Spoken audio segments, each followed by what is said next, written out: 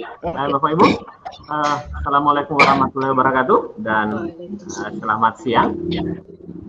Baik, hari ini kita bertemu kembali. Saya di sini selaku moderator untuk kegiatan ini. Jadi hari ini kita akan melanjutkan materi yang materi kita dalam pelatihan ini. Mungkin besok akan dilanjutkan lagi, tapi hari ini nanti itu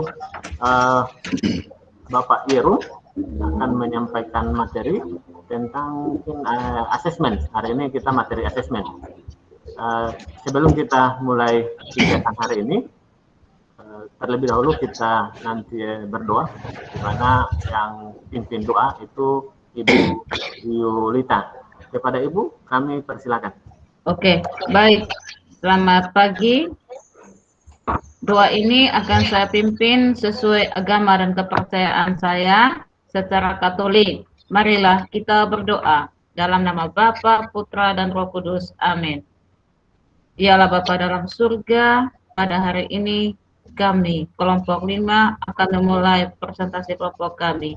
Kiranya tuntunlah kami dalam kegiatan hari ini, agar apa yang kami presentasikan dapat berjalan dengan baik. Diko kami puji, kini dan sepanjang segala masa. Amin. Dalam nama Bapa, Putra, dan Roh Kudus. Amin. Berdoa selesai. Oke, baik. Terima kasih Ibu Yulita sudah pimpin doa.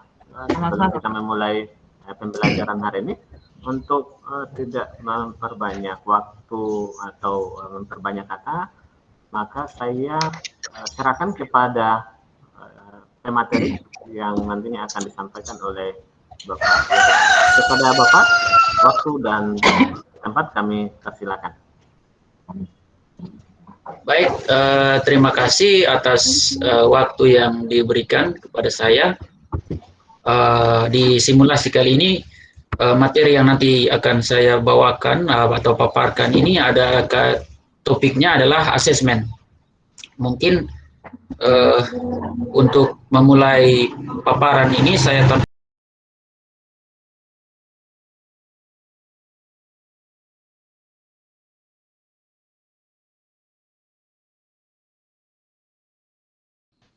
Baik, jadi asesmen ini adalah satu hal yang tidak bisa terlepas dari bagian proses kita untuk melaksanakan KBM di kelas, sehingga melalui asesmen ini mungkin kita bisa dibekali dengan pemahaman tentang asesmen untuk mungkin kita bisa terapkan asesmen ini di dalam kelas. Nah, dalam penerapan asesmen di dalam kelas yang sering kita laksanakan itu ada beberapa prinsip yang harus kita ketahui bersama, yaitu yang pertama, asesmen merupakan bagian terpadu dari proses pembelajaran, memfasilitasi pembelajaran, menyediakan informasi sebagai umpan balik untuk guru, peserta didik, dan orang tua.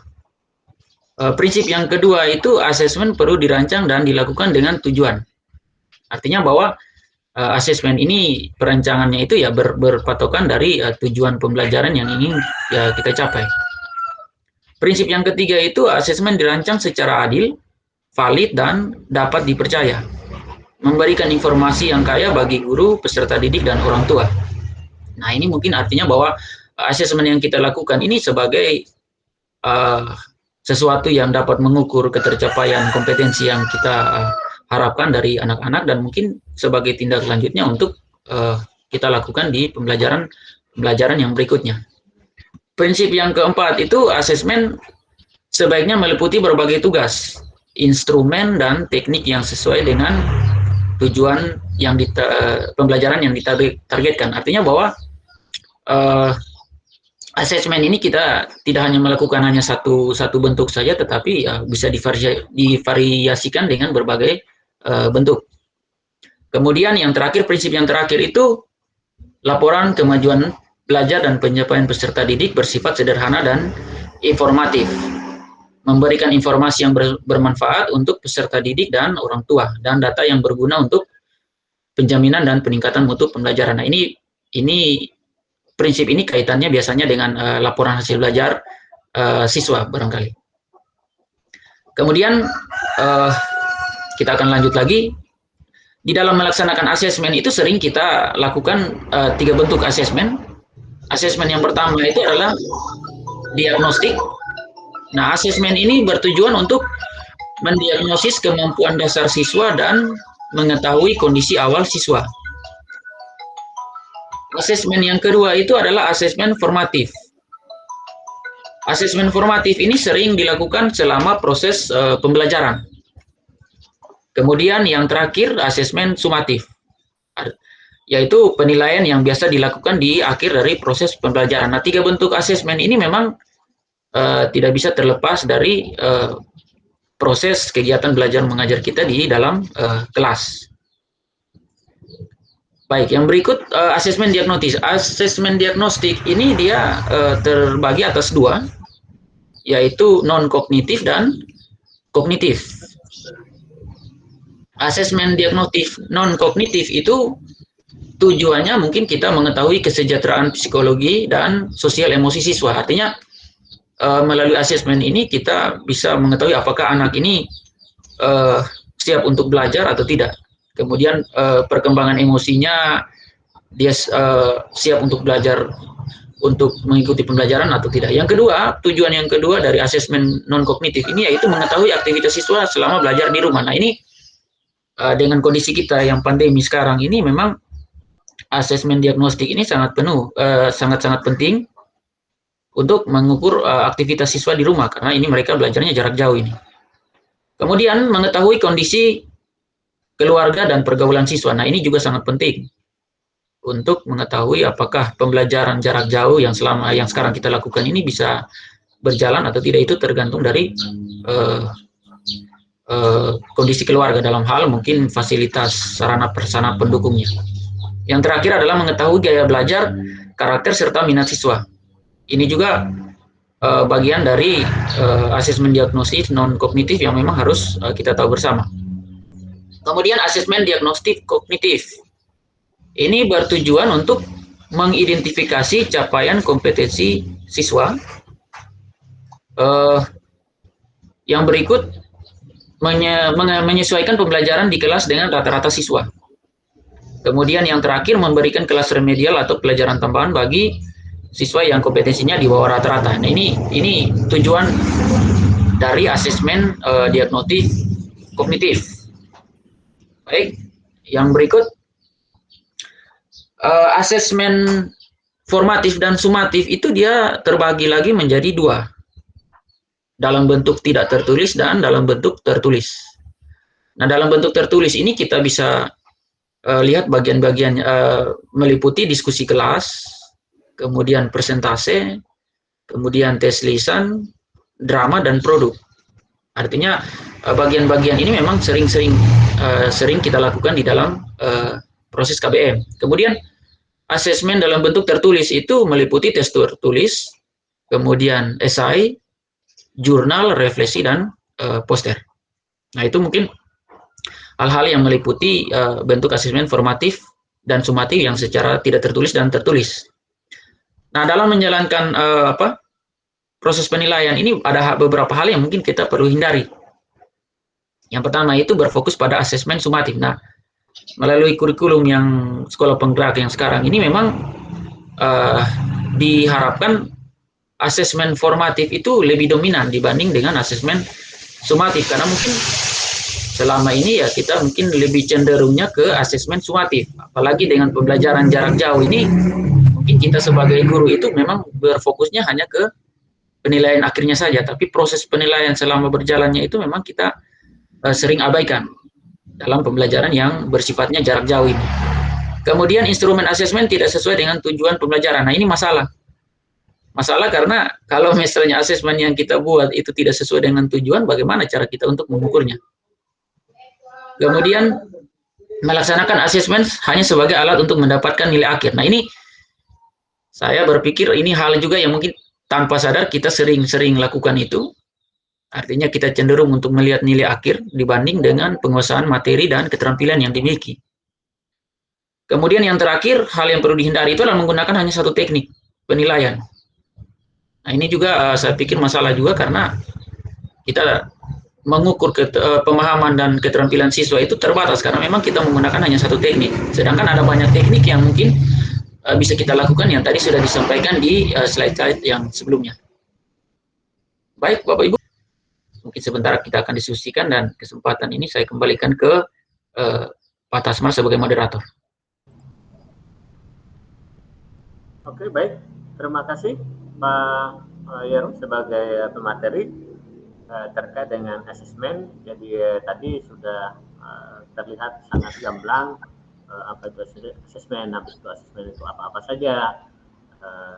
Jadi yang mungkin yang saya tangkap dari apa yang dibawakan oleh Pak Yerum tadi bahwa asesmen itu salah satunya fungsinya untuk bagaimana kita bisa mengetahui capaian pembelajaran yang dilakukan oleh peserta didik. Baik, Bapak Ibu, mungkin untuk lebih lebih terarahnya lagi materi ini, mungkin ada teman-teman yang atau Bapak Ibu yang mungkin belum paham atau ada hal yang ditanggapi atau hal yang mau ditanyakan, mungkin saya persilakan kepada ibu-ibu yang mau bertanya atau menanggapi atau memberi saran atau apa ya begitu, atau menambahkan materi yang disampaikan tadi. Saya persilakan ibu-ibu, Bapak Ibu.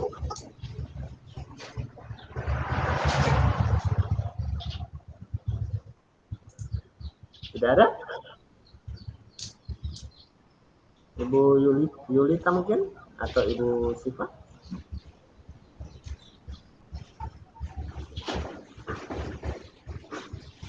Baik, mungkin dari saya sendiri, hanya ini mungkin sedikit, bukan bertanya sih, tapi mungkin menyampaikan, mungkin hanya sekedar apa ya, mengulang apa yang disampaikan oleh teman dari Pak Yerum tadi, bahwa memang betul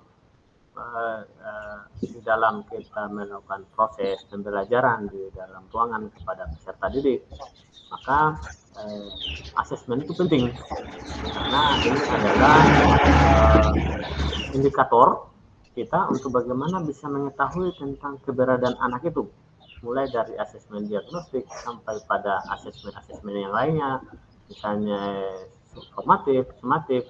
Tetapi pada dasarnya bahwa semuanya itu fokusnya adalah ke peserta didik.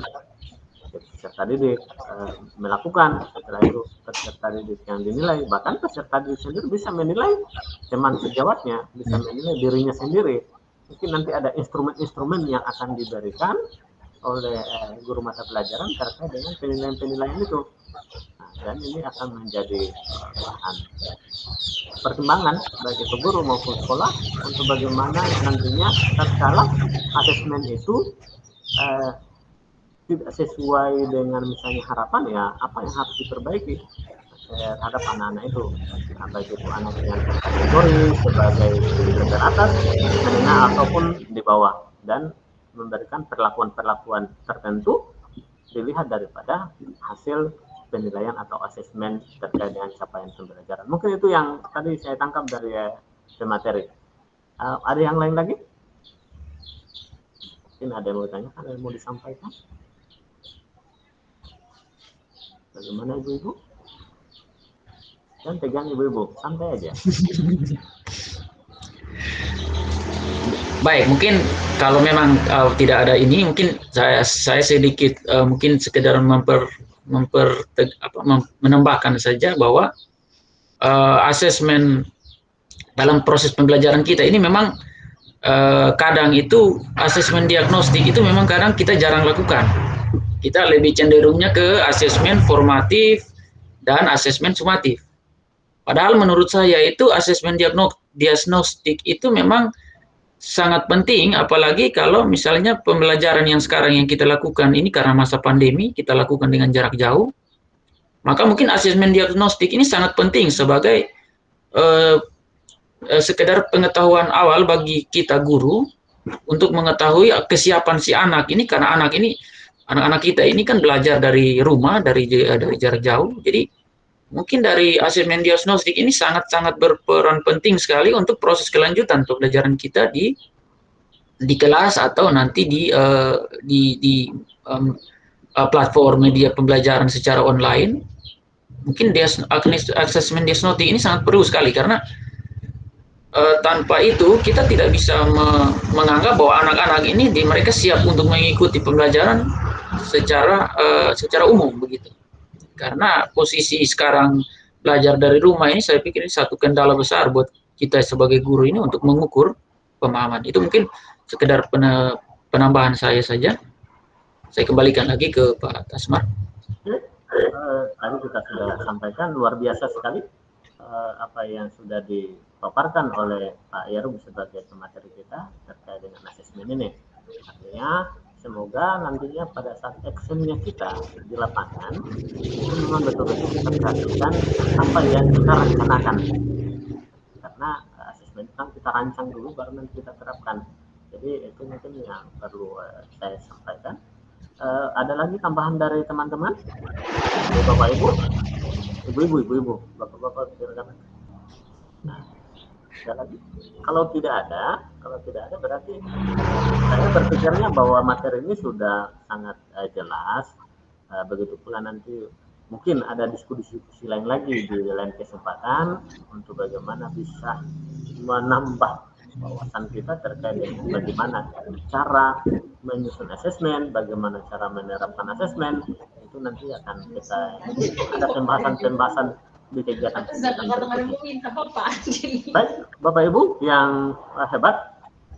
Jadi itu saja mungkin yang sudah dipaparkan dan sudah jelas. Mungkin kegiatan kita hari ini mungkin bisa dicukupkan sampai di sini karena sudah semuanya jelas. Dan untuk mengakhiri kegiatan seperti biasanya ya, kita berdoa sebelum kita keluar dari room ini, kita berdoa. Semoga nanti doa yang nanti akan disampaikan oleh Ibu Dina memberikan kita semoga Tuhan Yang Maha Esa itu bisa memberikan kita kekuatan untuk bisa menjalankan aktivitas. Saya persilakan kepada Ibu Yulita untuk pimpin doa kita sebelum kita selesai kegiatan itu. Kepada Ibu kami persilakan. Baik Bapak Ibu, marilah kita akhiri rangkaian kegiatan kita hari ini dengan doa. Kembali lagi, doa ini saya pandu secara Katolik. Marilah kita berdoa. Ya, terima kasih Ibu Yulita sudah pimpin doa untuk kita semuanya. Semoga kita bisa menjalankan segala aktivitas kita untuk anak-anak didik yang sudah menunggu kita selama ini. Saya akhiri kegiatan kita hari ini dengan ucapan Assalamualaikum warahmatullahi wabarakatuh dan selamat siang.